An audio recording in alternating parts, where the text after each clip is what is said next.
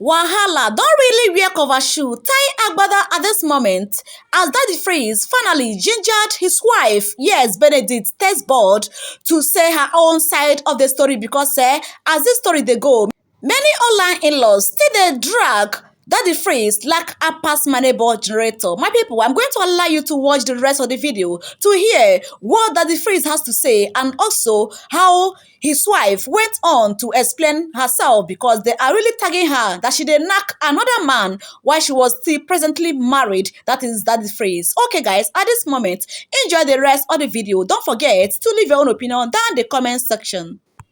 I asked for joint custody. He wanted sole custody.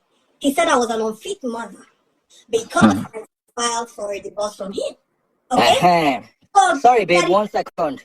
I'm not going to say anything. I'm just even going to close my camera because a lot of people don't know your side of the story. Yes. So they should come and hear your side of the story. We have 1,500 people in the house now. Very good. Oh, yeah? Share your own side of the story. I'm not going to talk anything. You see, like I said, I'm not even here to share stories for people. I'm here to tell women out there that if divorcing your husband, if you're in a toxic marriage, you are in an abusive relationship. If divorcing your husband and moving on with another partner will give you the adulteress tag, wear it on your head like a crown. Wear it with pride. In court, the judge looked at me. This was after, no, the son that was defending my ex. This was the 9th year. The 9th year after I had filed for a divorce. The judge asked me, she said, are you in a relationship? Are you presently in a relationship? I told the judge, yes, I am in a relationship. Presently, I am in a relationship. Presently, I have a son in my new relationship. And I said, my Lord, it has been 9 years. Actually, 11 years. 2 years of separation and 9 years of divorce. That is a total of 11 years. So, my Lord, it has been 11 years since I left my ex-husband. And I am presently in a relationship. I didn't hide it from the judge. And she looked at me and continued writing. And the son looked at me and said, my Lord, can you see? She's a prostitute. A prostitute. He called me, a son called me prostitute in open court. Because I was in a relationship after 11 years of leaving my ex. 2 years of separation and 9 years inside divorce.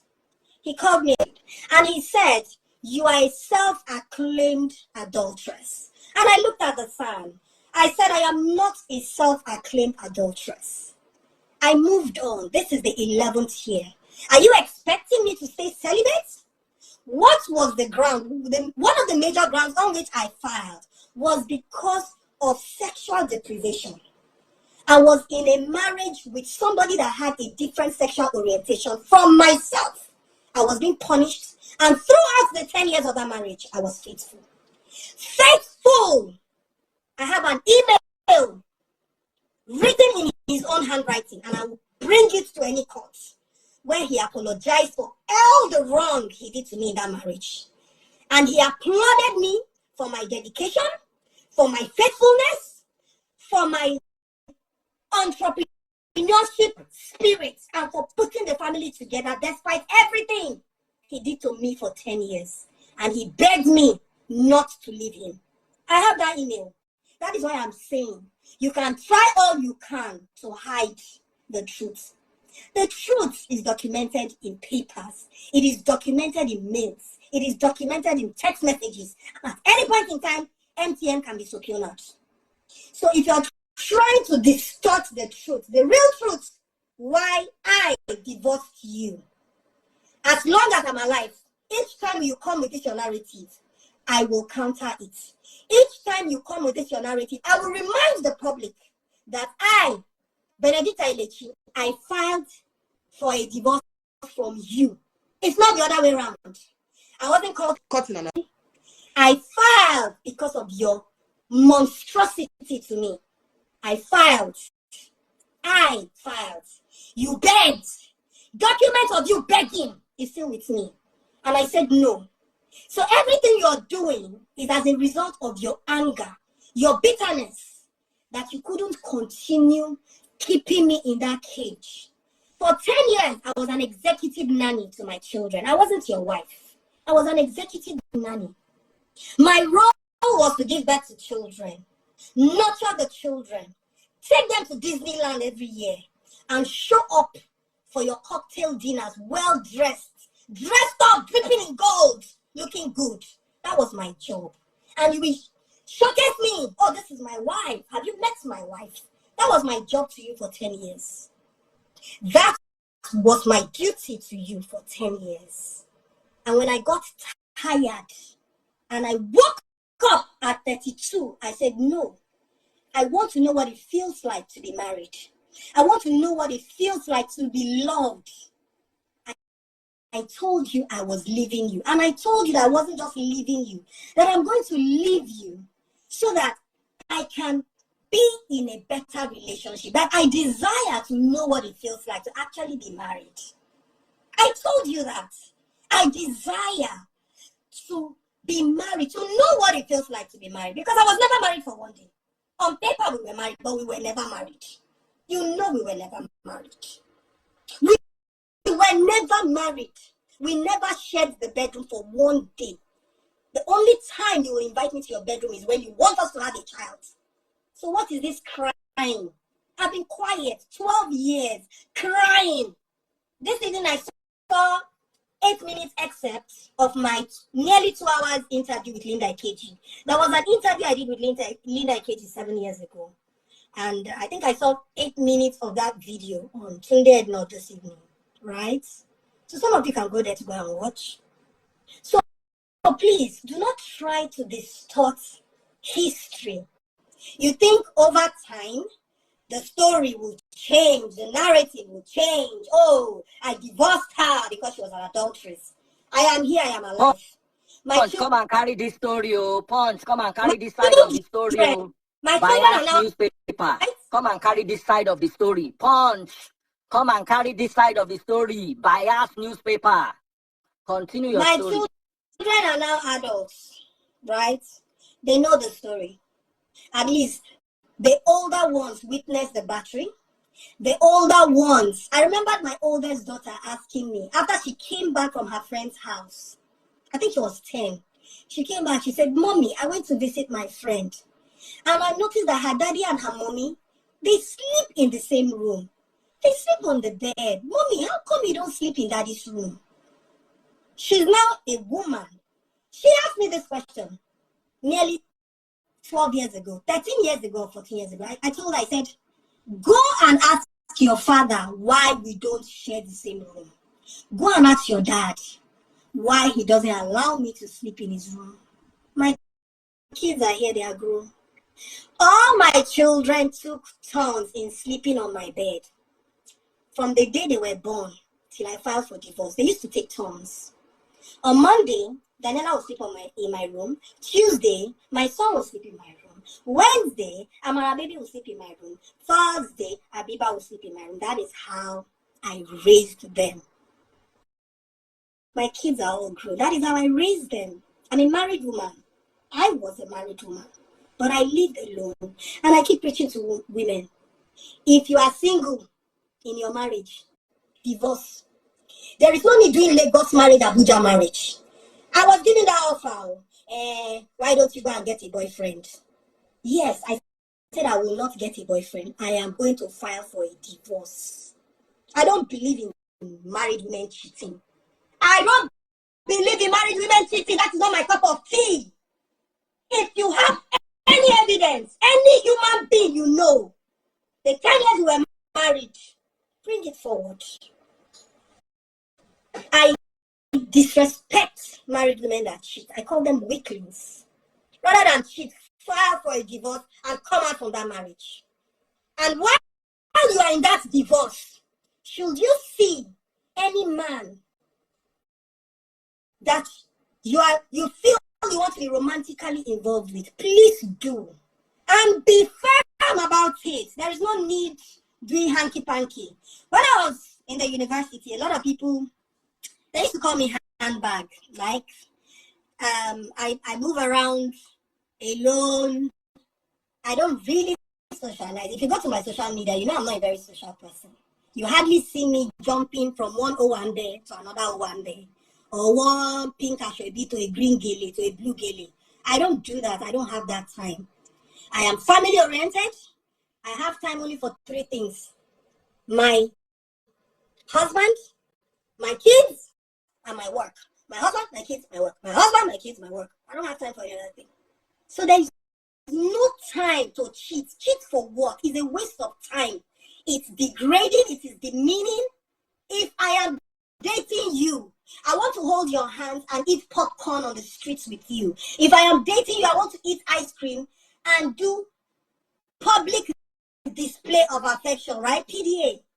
I'm very big on PDA. So I don't know how to do this hide and seek. Oh, I'm dating you, see me in the corner. I don't know how to do it. So I wasn't going to cheat. I wasn't going to cheat on my ex-husband, and I never cheated on him for one day. One day. His pain is that I continued with the divorce proceedings despite all the pleading to call off the divorce, take out the divorce proceedings from the court. I refused. I said I have suffered enough. 10 years of suffering, it's enough. At 33, I got married at 23. I was 23 years old, young. I think I'll even put up one of my wedding pictures. See how, like, one tiny broomstick, no makeup, just small girl. I was 23 when I got married. When I discovered what I had gotten myself into, it took me 10 years to wriggle myself out of it. I was 33 when I came out of it. And my ex, I remember him telling me something. He said, should you continue with these divorce proceedings, I'm going to drag you in court until you are old and gray.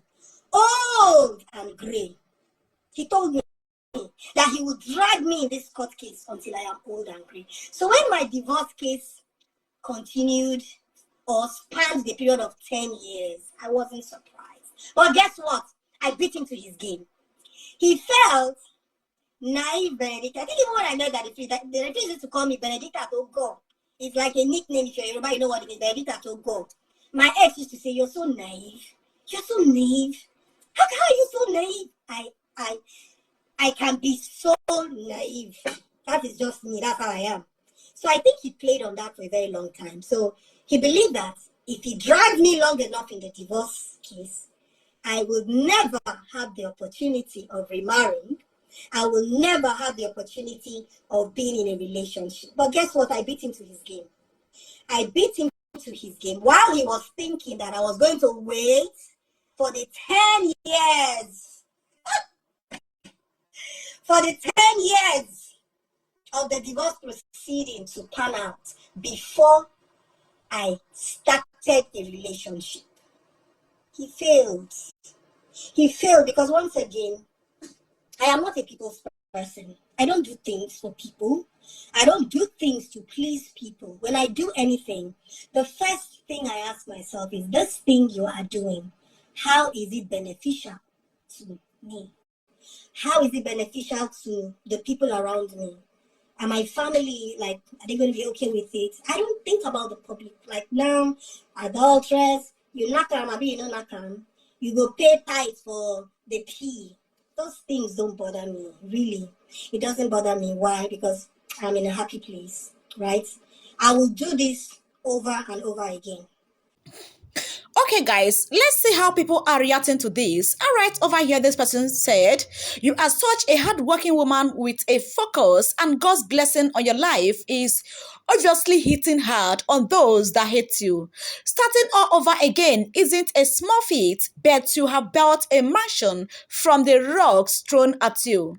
Don't be discouraged, Benedicta. Focus on the positives and more blessing." Wow. Another said, "You can't force your knacking orientation on someone and keep them deceived. I believe you, sister. Good you work out of that thing of a marriage. Okay, sisterhood is super proud of you at test board. Okay, strong woman. This is really sad. No woman should go through this, what test board went through. Okay, if women leave marriage for her peace, then go call her all sort of names, but no wahala. My sister, you only want an explanation. The people that matter know the truth. It is sad what the world has come to. No compassion, no emotional intelligence, and obviously no common sense. Have won't read or watch to the end, but still comment on what they can't fully grip. Okay. Guys, you can see many people are really in support of testball. This one said, it's been 12 years for goodness sake. You are married to a man that adores you, and the marriage is blessed with children. You all know want an explanation, especially the public. Your ex-husband is bitter because you were supposed to spend the rest of your life being